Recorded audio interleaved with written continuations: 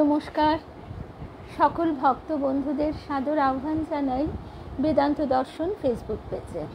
বেদান্ত দর্শন ফেসবুক পেজে আজকে আমরা প্রাচীন ভারতের সাধক ও সাধিকা এই যে অনুধ্যান শুনছি, তার মধ্যে শুনবো আজকে রামদাস কাঠিয়া বাবার প্রসঙ্গ। রামদাস কাঠিয়া বাবার কথা আমরা শুনছি তার একদম শৈশব জীবন থেকেই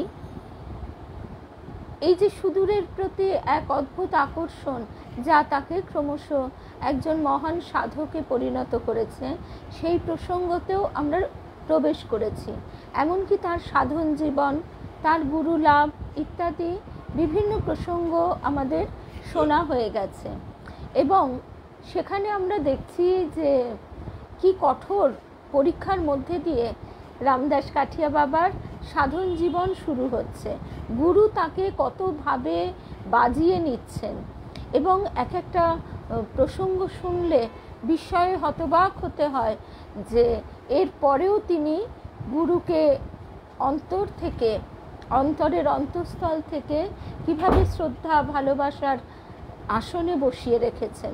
সাধারণভাবে কি হবে, বহু মানুষই গুরুর এই আচরণের ভুল ব্যাখ্যা করে তার কাছ থেকে সরে যেতে চাইবে, কিন্তু আমরা দেখছি যে তার গুরু ভক্তির প্রাবল্য, তার গুরু ভক্তির একনিষ্ঠতা তাকে এই মহান সাধকের পর্যায়ে উন্নীত করছে। আজকে আমরা যে প্রসঙ্গটি শুনব, সেখানে আমরা তার ক্রমশ কিভাবে গুরুরূপে, মানে রামদাস কাঠিয়া বাবারই গুরুরূপে কিভাবে প্রকাশ হচ্ছে সেইটি শুনব। আর একটা কথা বলে দিই, আগামীকাল আমাদের পাঠচক্র স্থগিত থাকবে, আর তারপরে বৃহস্পতিবার দিন আমাদের তো দুটি পাঠ আছে, শ্রী শ্রী রামকৃষ্ণ লীলা প্রসঙ্গ অনুধ্যান, আর তারপরে আবার দেবযান শুনবো আমরা সপ্তম পর্ব। আর শুক্রবার দিন রথযাত্রা, সেই কারণে আমাদের সকলেরই কিছু না কিছু অনুষ্ঠান ইত্যাদি থাকে, কোথাও না কোথাও যাওয়ারও ব্যাপার থাকে। সেই জন্য আমরা চেষ্টা করব শুক্রবার দিন রথযাত্রা উপলক্ষে একটি বিশেষ অনুধ্যান শোনবার, এবং দেবযানটিও শোনবার, সমস্তটাই আমরা সকালের দিকে করব। তাহলে রথের জন্য আমাদের যে প্রোগ্রাম বিকেলের দিকে থাকে, তাতে কোনো অসুবিধা হবে না। আচ্ছা, তাহলে আর দেরি না করে আমরা শুরু করি। আমাদের ভক্ত বন্ধুরা সবাই আমরা সমবেত হয়েও গেছি অনেকে। জয়শ্রী, পলি, কেয়াকে তো প্রথমেই দেখেছি, বিলাসপুরের দিদি, শুভ্রা, অর্চনা দিদি, শর্মিলা ত্রিবেদী, মৌসুমি, সকল ভক্ত বন্ধুদের শুভ সন্ধ্যা জানাই। তাহলে আর দেরি না করে আমরা শুরু করছি আজকের প্রসঙ্গ।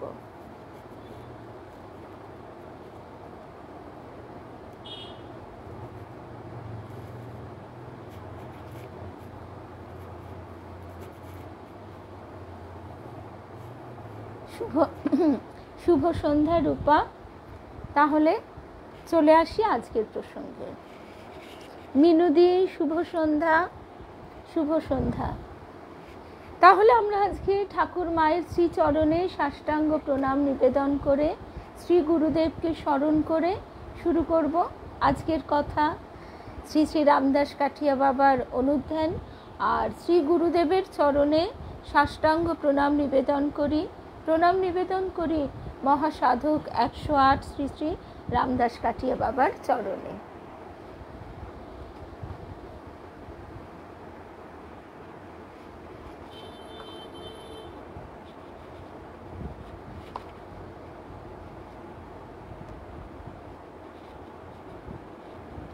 শ্রী শুভ সন্ধ্যা, আলো শুভ সন্ধ্যা। শুভ সন্ধ্যা সংযুক্তা।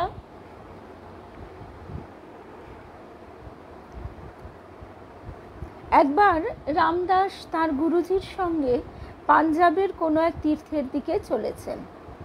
লাহোর নগরীর সন্নিহিত অঞ্চলে একসময়ে উভয়ে আসন পেতে বসলেন। চতুর্দিক হতে আরও বহু সন্ন্যাসীও সেখানে এসে জড়ো হয়েছেন, রীতিমতো এক বৃহৎ সাধু জমায়েত।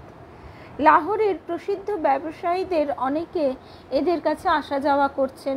হঠাৎ কি জানি কেন শিষ্যদেরকে তিনি কিছুটা দূরে অবস্থান করতে আদেশ দিলেন। শুভ সন্ধ্যা রুমাদি, পূর্ণিমা, সঞ্চিতা, চিনুদি, জয়ন্তীদি, শুভ সন্ধ্যা। লাহোর নগরীর সন্নিহিত অঞ্চলে তারা রয়েছেন। শুভ সন্ধ্যা অমিতা। হঠাৎ কি জানি কেন শিষ্যদেরকে তিনি কিছুটা দূরে অবস্থান করতে আদেশ দিলেন।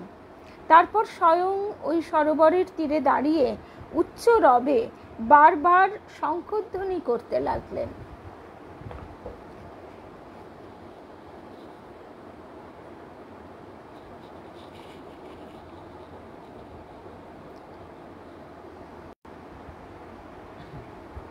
বারবার শঙ্খধ্বনি করতে লাগলেন। ইতিপূর্বে নবাব এক ঘোষণা করেছেন, এই সরোবরের তীরবর্তী কোনো অঞ্চলে কেউ কোনো শঙ্খ ঘণ্টাধ্বনি করতে পারবে না। এই আদেশ অমান্যের শাস্তি হচ্ছে শিরশ্ছেদ, একেবারে মুন্ডু কেটে ফেলা হবে। শুভ সন্ধ্যা স্বপ্নাদি, শুভ সন্ধ্যা লক্ষ্মী, রূপশ্রী, শুভ্রাদি, নিশ্চয়ই শ্রী, শুভ সন্ধ্যা চিনুদি। হ্যাঁ, নিশ্চয়ই দেখব শ্রী, আমি দেখে অবশ্যই উত্তর দেব। আসলে কি হয়, অনেক সময় কি করি, আমি ফোনটা অফ করে রাখি, সাউন্ডটা মিউট করা থাকে তো, যার ফলে নোটিফিকেশনগুলো তখন আর শুনতে পাই না। পরে যখন দেখব নিশ্চয়ই দেখছি। হ্যাঁ, পাঠের পর। শুভ সন্ধ্যা সন্ধ্যাদি, শ্রাবণ, সাহানা, শুভ সন্ধ্যা। যেমন সাহানারও আমি মেসেজগুলো, পপ আপ মেসেজগুলো ফোনে দেখতে পাচ্ছি, কিন্তু তখন আমাদের অনলাইন পাঠের সময় হয়ে গেছে। পাঠের পর দেখব। কুমকুম দিয়ে শুভ সন্ধ্যা। তাহলে এবার আবার আমাদের মূল প্রসঙ্গে চলে আসি।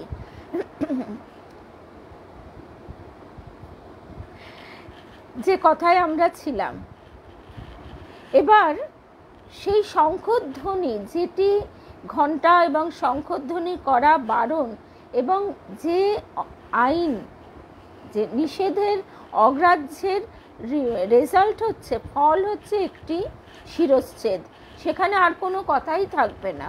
এহেন অবস্থায় হঠাৎই গুরুজি বললেন যে শিষ্যদের, তোমরা একটু ওদিকে যাও, আমি দেখছি। এই বলে তিনি প্রচণ্ড শঙ্খধ্বনি করতে লাগলেন। ব্যাপার কি জানবার জন্য নবাব তক্ষুনি লোক পাঠালেন। শুভ সন্ধ্যা রেণুকাদি, রুদ্রাণী, রেণুকাদি, অনিতা। রেণুকাদির শরীরটা আবারও খারাপ যায়। আসলে 3 দিন করে ডায়ালিসিস আমি দেখেছি গো। তুমি যে তাও আসো, যোগ দাও, এটাই তো বড় কথা। তোমারও আনন্দ, আমাদেরও আনন্দ হয়। দেখো, ঠাকুর তো বারবার বলছেন, ঠাকুরের এই কথাটা কালকেই রাত্রিবেলা পড়ছিলাম, স্বামী তুরীয়ানন্দজি মহারাজের পত্র। সেখানে বলা হচ্ছে, ঠাকুর বলছেন যে শরীরে ব্যথা হয় না, যন্ত্রণা নেই, এ কথা তো বলা যায় না, কিন্তু বাবা শরীর কি সাধু হয়? সাধু হয় মন। মনকে আমরা তাতে কিছুতেই যুক্ত হতে দেব না। যদিও এটি খুব খুব কঠিন, তবু তার কৃপা হলে আমরা মনটাকে অন্তত কিছুক্ষণের জন্য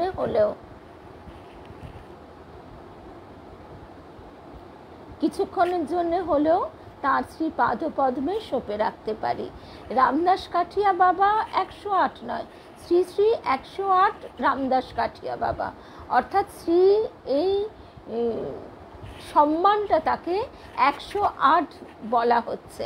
যেমন আগে আমাদের ঠাকুর দাদা বাবাকেও, মানে বাবাদের সময় থেকে এটা উঠে গেছে, কিন্তু দেখা যেত শ্রী শ্রী দুর্গা সহায় 108 বার আর লেখা হলো না।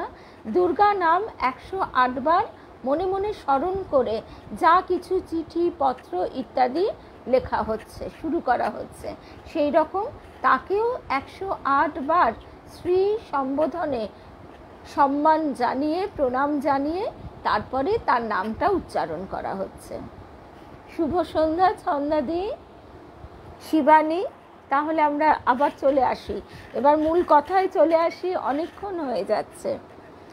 তো সবাই তো বিস্মিত, ব্যাপার কি জানবার জন্যে তক্ষুনি নবাব লোক পাঠালেন। দরবারে সংবাদ পৌঁছল, এক হিন্দু সন্ন্যাসী সরকারি আদেশ উপেক্ষা করে ওখানে শঙ্খ বাজাচ্ছে। আর যায় কোথায়? নবাব রোষে একেবারে উদ্দীপ্ত হয়ে প্রাসাদের অদূরে দাঁড়িয়ে কে বারবার এইভাবে আইন অমান্য করছে সেই কথা চিন্তা করে একেবারে ক্রোধানলে জ্বলে উঠলেন। প্রহরীদের তক্ষুনি আদেশ দিলেন তারা যেন অবিলম্বে ওই উদ্ধত সাধুর শিরচ্ছেদ করে অথবা তাকে দড়ি বেঁধে তার সামনে নিয়ে আসে। তার একটাই শাস্তি, চাবুকের পর চাবুক মারা। গুরু কৃপা হি কেবলম। সাধুর আসনের সামনে গিয়ে নবাবের অনুচরগণ বিস্ময়ে হতবাক হয়ে গেলেন। সেখানে কোনো জীবিত মানুষ তো নেই, শুধু একটি সাধুর মস্তক ও অঙ্গ প্রত্যঙ্গ ছিন্ন ভিন্ন রক্তাক্ত অবস্থায় সারা জায়গা জুড়ে ওই ভূপাল তালের আশেপাশে ছড়ানো রয়েছে। নবাবের প্রহরী দল ফিরে এসে এই সংবাদ নিবেদন করলে, কিন্তু এ কি আশ্চর্য ব্যাপার, আবার সেই স্থানটি হতেই কে যেন সজোরে শঙ্খধ্বনি করছে। প্রহরীরা দ্রুত বেগে তক্ষুনি ছুটে গেল এবং যা দেখল তা আরও রহস্যময়। মনুষ্য দেহের যে ছিন্ন ভিন্ন অংশগুলি সেখানে রক্তাক্ত অবস্থায় ছড়ানো রয়েছে, সেইখান থেকে শঙ্খধ্বনি শোনা যাচ্ছে। প্রহরীরা দ্রুত বেগে নবাবের কাছে ছুটে এলো। এসে তারা সমস্ত কথা নিবেদন করলো। নবাবের এইসব কথা শুনে ধারণা হলো যে এই সাধু নিশ্চয়ই এক মহাশক্তিধর যোগী পুরুষ। মনে তার ভয় ও ভক্তি দুয়েরই সঞ্চার হলো। ভেবে দেখলেন এর সঙ্গে আর যুদ্ধে বা দ্বন্দ্বে অবতীর্ণ হওয়া মোটেই যুক্তিযুক্ত নয়। তখন তিনি অমাত্যবর্গ সহ সেই সরোবরের তীরে উপস্থিত হলেন। শুভ সন্ধ্যা অমিতা, রেণুকাদি। সে তো বটে, আর যখন তোমরা এই কথা বলছো তার একটাই কারণ কি, এই ওড়নাটি গায়ে নিয়ে স্নানযাত্রার দিন মহাপ্রভু জগন্নাথের মাথায় জল দিয়েছিলাম। এই জগন্নাথ তো আমরা জানি পুরীরই জগন্নাথ। তিনি তার ঘরণীর কাছে ঘরণীর আকুল ক্রন্দনে ছুটে এসেছিলেন। সেই জন্যে সেই ভাবের আনন্দটুকু বুঝি এখনো লেগে আছে চন্দনের মৃদু সুরভির মতো। আসলে সবটাই এই যে রেণুকাদি লিখেছ না, সত্যি তাই। এই মনটা নিয়েই যত ঝঞ্ঝাট। মনটা যদি আমরা তার চরণে নিবেদন করে দিতে পারি। আমাদের গুরুদেব বলতেন, মনকে মননের দ্বারা মণি করো, সেই মণি রত্ন দিয়ে তাকে সাজাও, বাইরের মণিরত্নের কোনো প্রয়োজন নেই। আবার গুরুদেব বলতেন, দেখো একটি ফুলেই পূজা হয়ে যায়। সেই ফুল কি? মন ও পুষ্প। মনরূপ পুষ্প দ্বারা তাকে যদি পুজো করতে পারো তাহলে বাইরের আর কোনো কিছুরই প্রয়োজন হয় না। তারপর যোগীকে অভিবাদন করে নবাব বারবার ক্ষমা প্রার্থনা করতে লাগলেন। অবাক হয়ে তিনি দেখলেন দীর্ঘ জটাজুট সমন্বিত এক তেজতৃপ্ত সন্ন্যাসী সেখানে নির্বিকারভাবে বসে আছেন। স্বয়ং নবাব যে সেখানে এসেছেন সপার্ষদ, সেদিকেও কিন্তু তার কোনো চিত্তবিক্ষেপ নেই। সেবা পরিচর্যা ও আদেশ পালনের জন্য তখন নবাব উৎসুক হয়ে আছেন, কিন্তু সেদিকেও যোগীবরের কোনো আগ্রহ নেই। যোগীবর প্রশান্ত কণ্ঠে বললেন, শঙ্খ ঘণ্টা বাজানো বন্ধ করা তোমার পক্ষে কি গর্হিত হয়নি? দেখো, তোমার ধর্ম তুমি পালন করবে, কিন্তু সঙ্গে সঙ্গে অপর ধর্মের লোকদেরও তাদের প্রয়োজন অনুযায়ী ধর্মাচরণ করতে স্বাধীনতা দেওয়া তোমার উচিত, তোমার কর্তব্য। তোমার এই অন্যায় ঘোষণা অবিলম্বে প্রত্যাহার করো। নবাব তখনই যোগীবরের আদেশ সানন্দে মেনে নিলেন। এই ভূপাল তালের তীরে দেবদাসজি, এরপর দেবদাসজি মানে শ্রী শ্রী রামদাস কাঠিয়া বাবার গুরু, আরেকটি দেব মন্দির প্রস্তুত করান। পরবর্তীকালে রামদাস কাঠিয়া বাবা একেই তার গুরুর দ্বারা প্রতিষ্ঠিত মন্দির বলে অভিহিত করতেন। শক্তিধর গুরুর আশ্রয় লাভের সঙ্গে সঙ্গে রামদাসজির জীবনে দুশ্চর তপস্যার অগ্নি প্রজ্বলিত হয়ে ওঠে। কঠোর কৃচ্ছ ব্রত, একনিষ্ঠ আধ্যাত্ম সাধনা ও চরম আত্মত্যাগের মধ্যে দিয়ে পরম প্রাপ্তির পথে তাকে অগ্রসর হতে হয়। মহাসমর্থ গুরুর সজাগ দৃষ্টি ও নিপুণ পরিচালনা এই উপযুক্ত অধিকারী শিষ্যকে তার প্রার্থিত সিদ্ধির দিকে পৌঁছে দিতে থাকে। শীত নাই, গ্রীষ্ম নাই, ধুনি জ্বালিয়ে রামদাসকে সারা রাত ভজন করতে হতো। মাঘের প্রচণ্ড শীতে তার একমাত্র গাত্রাবরণ ছিল একখণ্ড 3 হাত লম্বা বস্ত্র মাত্র। অন্যান্য শিষ্যদের সঙ্গে রামদাসের কোমরেও গুরুজি মোটা ও ভারী একটি কাঠের আড়বন্ধ বেঁধে দিয়েছিলেন। তাতে আবার কাষ্ঠ নির্মিত এক লেঙটি ঝোলানো থাকত। এই থেকেই কাঠিয়া বাবা নামটি হয়েছে। কাঠিয়া বাবা অর্থাৎ তিনি এই কাষ্ঠের কৌপিন ধারণ করেছেন। ভাবা যায় একটি কাঠের কৌপিন ধারণ করা কি অসম্ভব কষ্টদায়ক। শরীর বোধকে অতিক্রম করবার জন্য গুরুর কি কঠোর নির্দেশ। শুধু তাই নয়, তামসিক ঘুম যাতে নবীন সাধকদের ভজন ও ধ্যানে বিঘ্ন ঘটাতে না পারে, সেই জন্যই গুরু দেবদাসজির এই কঠোর ব্যবস্থা। এই প্রসঙ্গে সঙ্গে সঙ্গে স্বপ্নাদি মনে পড়ে যায় বিষ্ণুপ্রিয়া, রীনাদি, মিনুদি, ঝর্ণা চৌধুরী, শুভ সন্ধ্যা। এই কাঠিয়া বাবার এই প্রসঙ্গ থেকে এই কথাই মনে পড়ে যায় যে ঠাকুরও কিন্তু তার সন্তানদের, তখন তাদের নিতান্ত অল্প বয়স, দক্ষিণেশ্বরে রুটি একেবারে বেঁধে দিয়েছিলেন সেই যুগে। আর ওইটুকুটুকু ছেলেদের স্বভাবতই প্রচণ্ড ক্ষুধার উদ্রেক হতো, কিন্তু তার ওই কঠোর নির্দেশ 2-3টের বেশি রুটি খাওয়া চলবে না। সেখানে মা কীরকমভাবে আশ্রয় দিচ্ছেন, শুধু আশ্রয় নয় তার সঙ্গে প্রশ্রয়। মা বলছেন আমার ছেলেদের খাওয়ার ফোঁটা দিওনি বলে তিনি ঠাকুর যখন জপ ধ্যানের কথা বলছেন তখন তিনি বলছেন যে তাদের ইহকাল পরকালের সব দায়িত্ব মায়ের। আমরা এর গভীরতা কতটুকু বুঝতে পারি? যদি এইটুকুই বুঝতে পারি যে তিনি মা, আমি সন্তান, তাহলে আর কিছু বোঝবার দরকার হয় না। আমরা তাই দেখছি আমাদের দেবী মা এই কথাটি বলতেন যে ঠাকুরের যে অহৈতুকী কৃপা, করুণা, ক্ষমা, আমরা যেহেতু ক্ষমা করতে পারি না, সেই জন্য আমরা তার ক্ষমার রূপটিও অনুভব করতে পারি না। তিনি আমাদের সমস্ত অপরাধ ক্ষমা করে তিনি আমাদের উত্তীর্ণ করে দিচ্ছেন। আর এখানেও আমরা সেই একই রকম দেখছি যে ঠাকুরের যে একদম কঠোর নিয়ম, যেটা ঈশ্বরের পিতৃসত্তা, এখানেও তারই রূপ আমরা দেখছি। গুরুর কঠোর নির্দেশ, কাঠের কৌপিন পরে তাদের থাকতে হবে। কিন্তু নিদ্রা তো দূরের কথা, এই কাঠের তৈরি কৌপিনটি, কাষ্ঠ লেঙটি বিশ্রাম বা শয়নেই বিঘ্ন ঘটাতো। একটা কোমরে কাঠের ওই রকম কৌপিন পরে কোনো মানুষ শুতে পারে? অসম্ভব।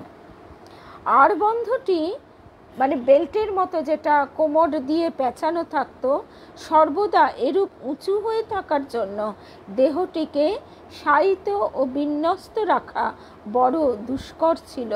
তাই গোড়ার দিকে রামদাস বালুকাময় স্থানকেই শয্যারূপে নির্বাচন করতেন এবং কাষ্ঠ নির্মিত আড়বন্ধ ও লেঙটি তার মধ্যে প্রবেশ করিয়ে তবে তিনি খানিকক্ষণ শয়ন করতে পারতেন। আমাদের দেবীমা বলতেন যে যুগে যুগে,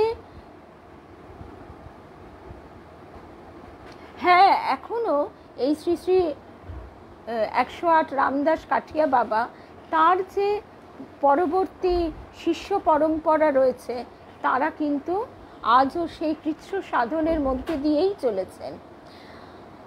আর আমাদের দেবীমা এই কথাটি বলতেন যে তোমরা সংসারে গলা অবধি ডুবে থেকে মনে করো একবার ঠাকুর বলে ডেকেছো বলে তোমাদের সব সমাধান হয়ে যাবে।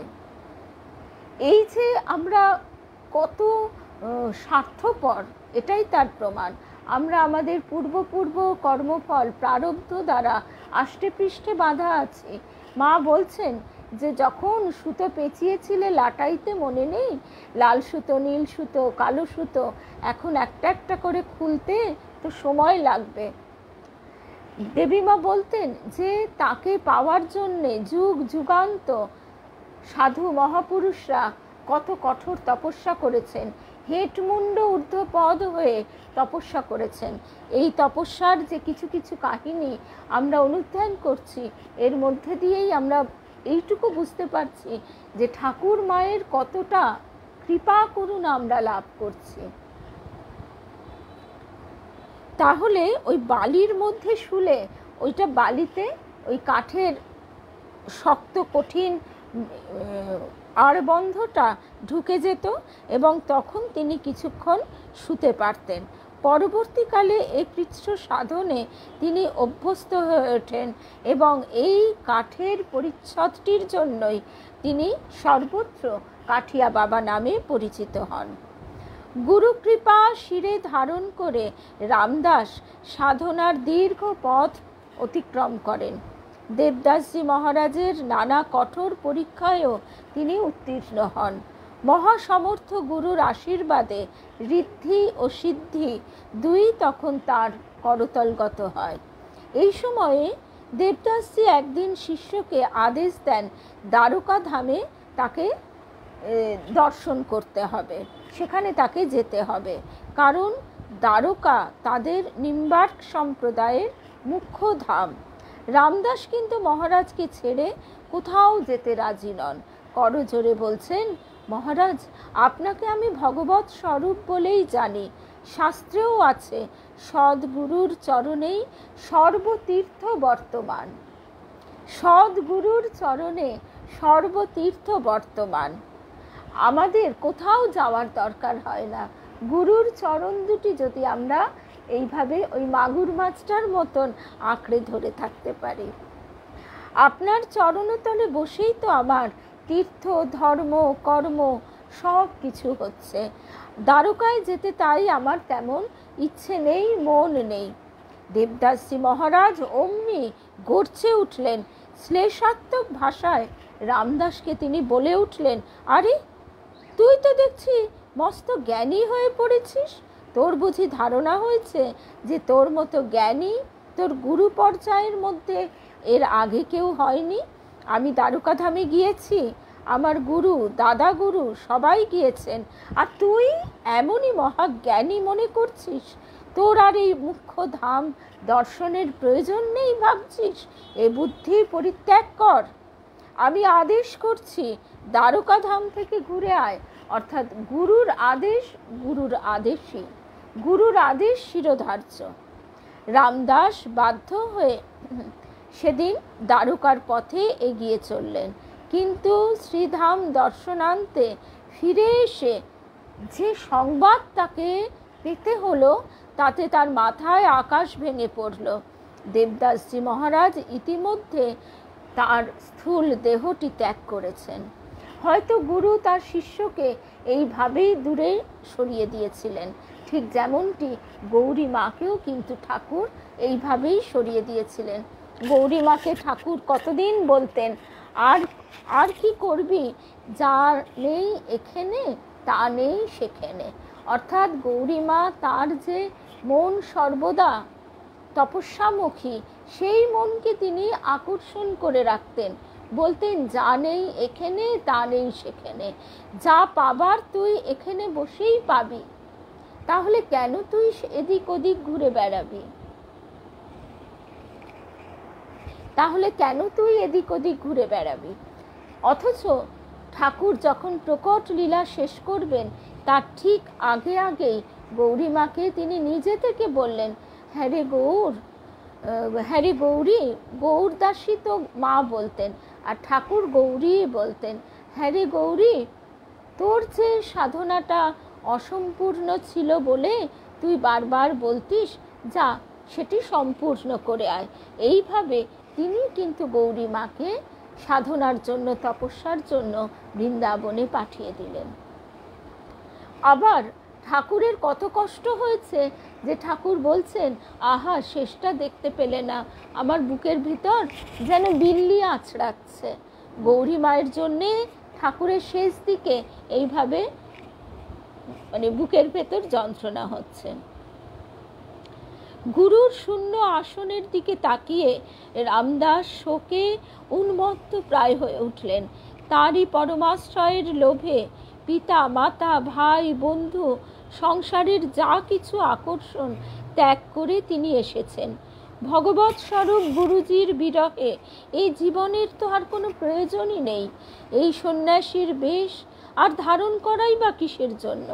শোকাকুল রামদাস কাঁদতে কাঁদতে মস্তকের জটা জাল উৎপাটিত করতে লাগলেন।